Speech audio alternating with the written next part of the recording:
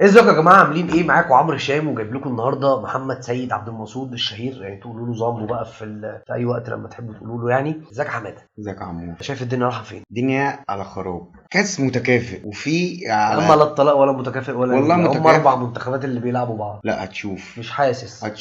كل ده هيجي قدامنا. انا مش عارفين هنتفرج على البطوله دي ازاي. لو كاس يا ابني يعني والله العظيم لغايه دلوقتي مش هننفع نجيب ريسيفر ولا هندفع الاشتراك ولا مش عارف. المهم يا جماعه، انتوا بقى محتاجين دعم جدا جدا الفتره اللي جايه دي. اعمل شير ولايك وسبسكرايب وتابعنا على فيسبوك وتويتر وانستجرام. استنى بقى بعد الانترو، والله العظيم جايبين لك كلام ما يعني مش عارف بقى.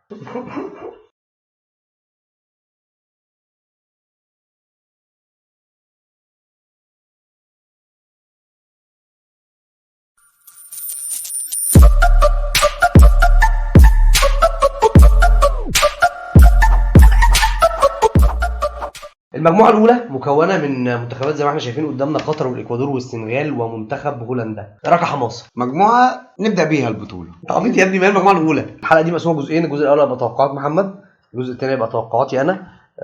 وسيبوا لنا بقى انتوا ايه الصوره يعني. مش بيطلع على صوره؟ بيطلع صوره دي. التوقع بيطلع له صوره في الاخر خالص. خد الصوره دي حطها تحت في الكومنتس على فيسبوك بقى، وعلى مش عارف هو يوتيوب بيبقى عليه كومنتات صور اصلا. المهم شاركنا بالصور دي في اي حته، يعني انت ايه، حاول توصل لنا توقعك مين، او انت ايه توقعت مين اللي يوصل الفاينل، على فيسبوك او على تويتر او على سناب شات او على اي كزبره يعني. وصلوا لنا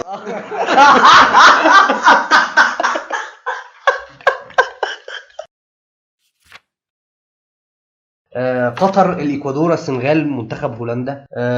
شايف مين كده يقدر يحجز البطاقه اول؟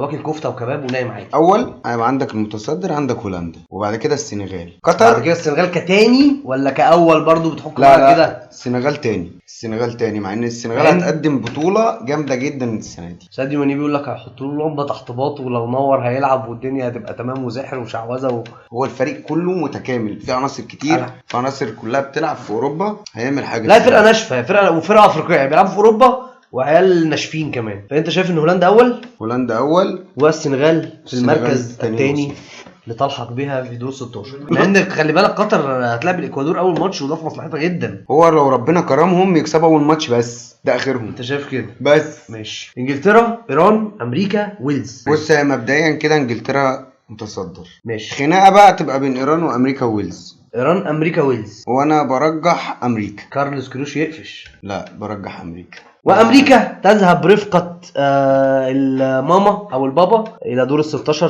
سوا بالراسماليه التوسعيه الاشتراكيه الجميله الروش اللي احنا بنحبها. احنا على منصه تنتمي الى هذه القصه، ولا انت غير مدرك للواقع الافتراضي؟ المطار ده افقط.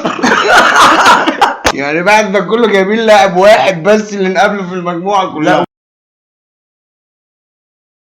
المجموعه دي طبعا الكلام فيها شبه خلصان كمركز اول. اساسي. ماشي. ارجنتين مركز اول، وهتبقى برضو انا في بقى خناقة. عايزك توجه الرساله دي للجمهور. هي هتبقى في خناقه على التاني برضو. جميل، فريق عنده كوره. مين دول؟ السعوديه يا عم والله العظيم. يا عم على الطلاق 3 ياسر الدوسري. يا عم ياسر الدوسري. يا عم يا عم اسمع، ما هي انا ما واثق في ياسر. انت ليك حد هناك مش فاهم العجب. ياسر الدوسري انا مش حاسس ياسر الدوسري ده بيلعب اصلا. او سالم، صح؟ سالم الدوسري. طب يقفش كده. مش لا يا مهم محمد، ما يعني انا مش فاهم. خطر انت اكيد. بص، مش عايزين نبقى دبلوماسيين بقى ونقول لك اصل السعوديه ونفسي السعوديه. اكيد هو كل واحد نفسه السعوديه. انا نفسي اكيد كلنا نفسنا السعوديه، بس هي بولندا تصعد. ليفا هي ليفا ما اكيد يعني، ما لو ما طلعش من دور المجموعات هيبقى لازمته ايه يعني. هذه المجموعه التي تحتوي على الكثير من العناصر اللذيذه. وسيف الجزيري هيقول كلمته ولا هيعملها ممكن ويجي لنا قبل ماتش كاس الرابطه؟ لا مش هيتاخر علينا شويه. فرنسا متصدر، ده اساسي. شايل انت ان فرنسا اول؟ مش هتهزر يعني. هتبقى لعنه البطل دي مش لا ده هتعدي دور المجموعات. ما هي معهاش فرقه جامده ان هي تقول ده هتزاحمها. ماشي. شغاله طول الاول. ماشي. الخناقه تبقى بين تونس والله شايف ان فرجاني سيستي وسيف الجزيري ممكن فاران يتعبوا. ياخده في المساحات كده زي ما كان بيجري ورا الباك الشمال اللي هو هيبقى مندي. طبعا الجزيره هيلاقي فدان ارض هناك. ده تونس هتلعب ماتشين من اسوأ ماتشات تاريخها. لا بس تونس برضو عمرو، تونس القيمه التسويقيه بتاعتها عامله يا ابني تونس صاعده بأون جون، انت فاهم حاجه؟ زحمه بين الدنمارك وتونس مع التقنيه. زحمه بين الدنمارك وتونس. اوه حطيتهم في انهي ميدان دول؟ من ترى يا ترى الدنمارك ام لمع قلوب تونس. تونس هتعمل. لقد وضعت الدنمارك في سنه المهملات. حصل. لا اله الا الله. منتخب تونس وسيف الدين الجزيري يعبروا الى دور 16 في كاس العالم، اللي انا مش فاهم ازاي بس تمام قشطه. افكرك والله افكرك. احلى حلقه تبقى حلقه ردود الفعل، حلقه الايه؟ هسلخك فيه ولا اسمع. سنرى. اسبانيا، المانيا، اليابان، كوستاريكا. واخر مره شاركت كوستاريكا فيها كاس عالم وصلت دور 8. اسبانيا والمانيا. هم والمانيا متصدر، اسبانيا بعدين. المانيا متصدر. نحن ندرك بعدين. يا ابني. انت شفت اسبانيا في اليورو؟ لا. احييك حبيبي، احييك على صراحتك واستمراريتك. انت كنت بتهزر؟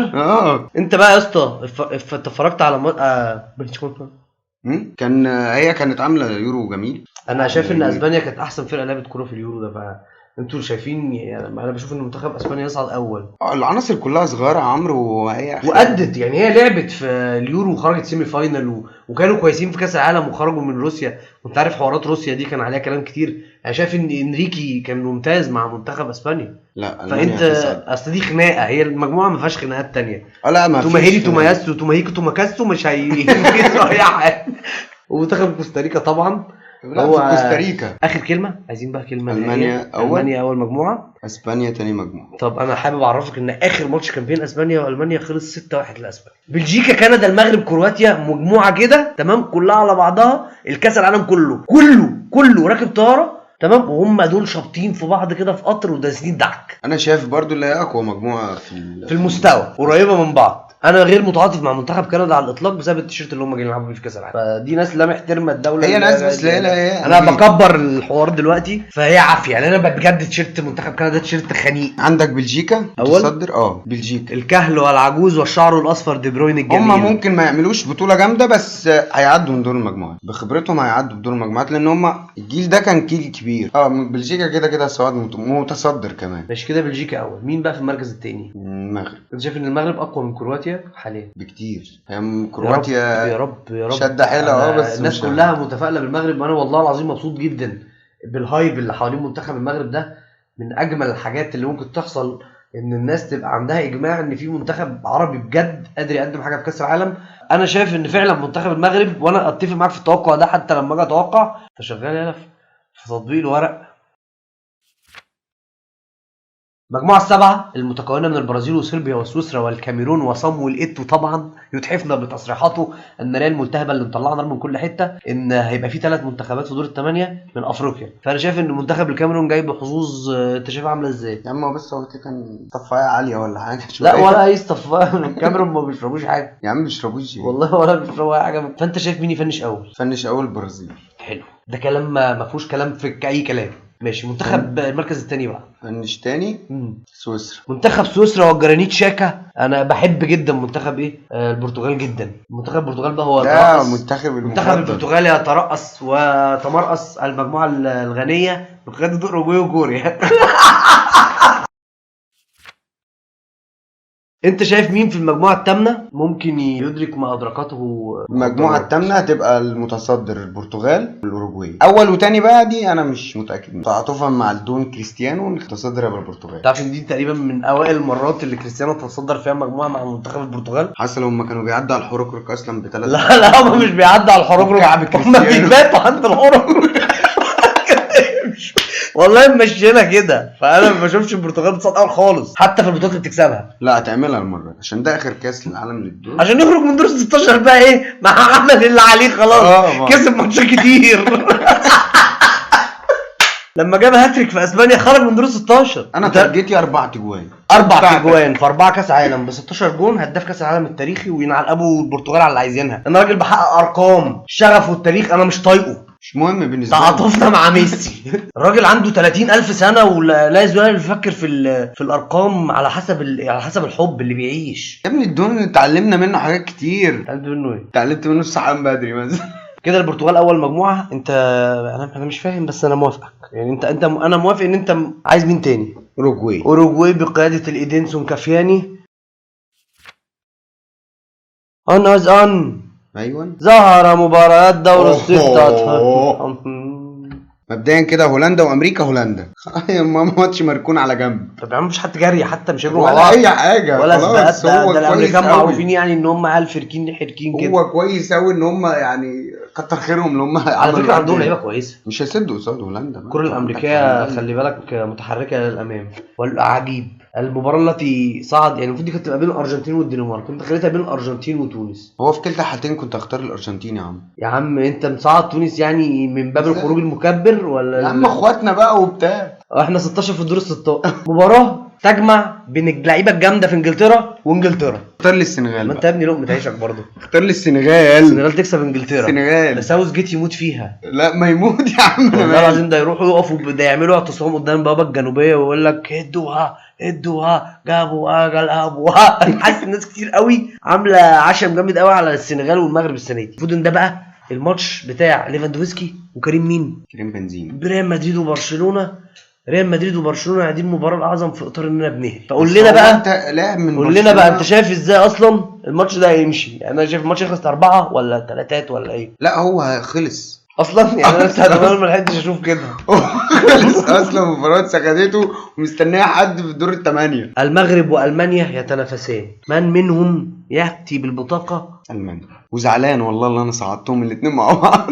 بس المغرب لو كانت في لا المغرب صفرت اللعيبه يا باشا وعملت لهم باسبورات وبيتكلموا لغات تانية دلوقتي. لو كانت صعدت وقابلت حد غير المانيا ممكن تكمل. يعني انا كنت ماشي. متفائل جدا ان هي تكمل اكتر من كده. اتفاجئت اصلا انها تلعب المانيا. بس اتفاجئت جدا انها تلعب المانيا. ماتش بقى ايه القلبه سيليستي والسيليساو واي حاجه فيها سين. شايف انت ما اكيد انا شايف وانت شايف. فانت شايف ايه عشان الناس ما تقولش ان انا شفت لك؟ لا البرازيل. البرازيل هتنهي بقى احلام سواريز وكافاني والناس اللي خلاص شعرها ابيض. لا البرازيل هتشرخ في البطوله دي. انا البرازيل عملت جيل.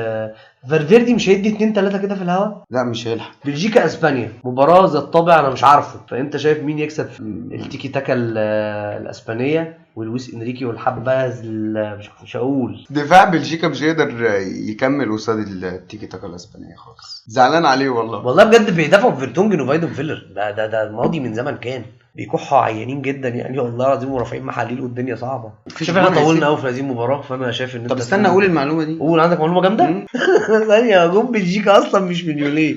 ما تفوقنا كده للكلام. مين؟ كورتوا. امال ايه من يوليه؟ طب لا ده كورتوا كده غير المعايير كلها على فكره. ما هو مفيش جون من غير دفاع. لا انت دفاعك لا مفيش. شفت ماتش الريال والليفر في اخر في الفاينل؟ ما كان ماتش جون من غير دفاع. الراجل ده بيشيل كل حاجه من كل حته. ما هو ماشي يا عمرو. انت عمرو عدي من الماتش مين اللي هينتصر؟ شايف ان اسبانيا هتعدي من بلجيكا. اسبانيا تعدي على منتخب دفاع بلجيكا مش هيقدر يصمد كتير. منتخب البرتغال ومنتخب سويسرا. وخلي بالك الماتش ده مخادع جدا. طبعا منتخب البرتغال احنا عارفين ان هو ايه صاحبك اللي مش جدع اللي ممكن يجي في ماتش كده في المتناول يقوم جاي مناولك. هو ممكن يريح مننا. فانت شوف بقى انت بتقول ايه.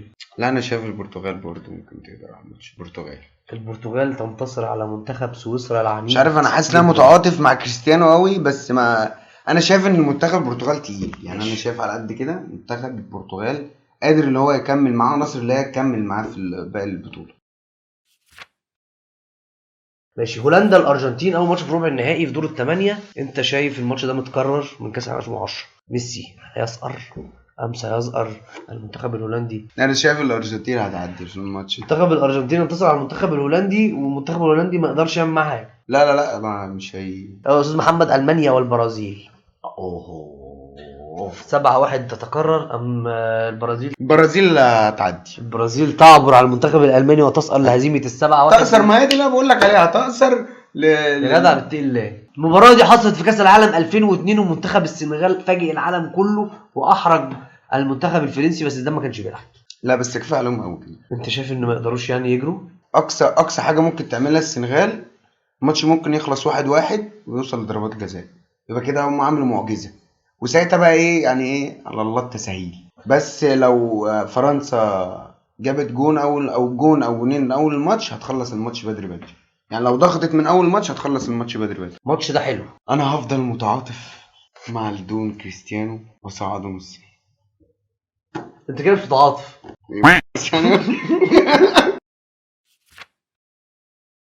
المباراة الأولى في نصف النهائي تجمع القطب. بص تقريبا يعني ده شبه آخر نهائي كوبا وآخر نهائي يورو لو ما حسبناش يورو اللي فات على طول. الأرجنتين والبرازيل من يصعد في اختصار كده وقولها لنا وش، عشان دي مش مبنية على أي بص هتقول لي فني ولا عني، دي جاية من جوه. اديني برازيل. بطل تعاطف ولا ايه؟ براحتك بقى، انت هتلبسها رسمي. فرنسا البرتغال، الناس دي ما بترحمش. لا فرنسا هتعدي، فرنسا هتعدي تخلص الماتش بدري بدري كمان. نبدأ بمباراة المركز الثالث. تسخن بس كده عشان ايه، انت لسه مخلص سيمي فاينل دلوقتي وعارف ان اعصابك تعبانه. الف سلامه. الارجنتين والبرتغال، مباراة القلوب المنكسرة. انت عارف انت جبت قلبين كده تخبش عملت بيض وقاعد بتتفرج على الماتش ده. لا بس ماتش هيبقى حلو جدا على فكره، فكره ان انت مصعد ميسي كريستيانو. انت يا جاحد لعبت ميسي وكريستيانو ثالث ورابع اخر بطوله ليهم بقى، هنشوف لهم. هو ماتش هيبقى حلو. مين يكسب؟ وهو كويس يعني احنا يعني ميسي هيفقد الشغف صح؟ وكريستيانو برضه. مين اللي هيلعب؟ ولا ميسي ولا كريستيانو. مين هيكسب؟ يا ابني هنكسب فرنسا ثالث ورابع واول ولا مش فاهم؟ الارجنتين هتكسب. الارجنتين تنتصر على منتخب البرتغال وتاخد منها الميداليه البرونزيه. مباراه نهائيه ناريه تذكرنا بنهائي كاس عالم 1998. المباراه اللي فازت بشخص في منتخب فرنسا بهدفين زيدان وانتصر فيها المنتخب البرازيلي في منتخب في النقطه الضايعه. لا برازيلي واسمر. برازيلي واسمر برقصه سامبا. يكون توقع الباشمهندس محمد وبناء عليه زامبو وبناء على الاتي اقول نرجع بقى لعمور بقى والتوقعات بقى الجامده. يلا بقى، وعندك قطر والاكوادور والسنغال وهولندا. تصدر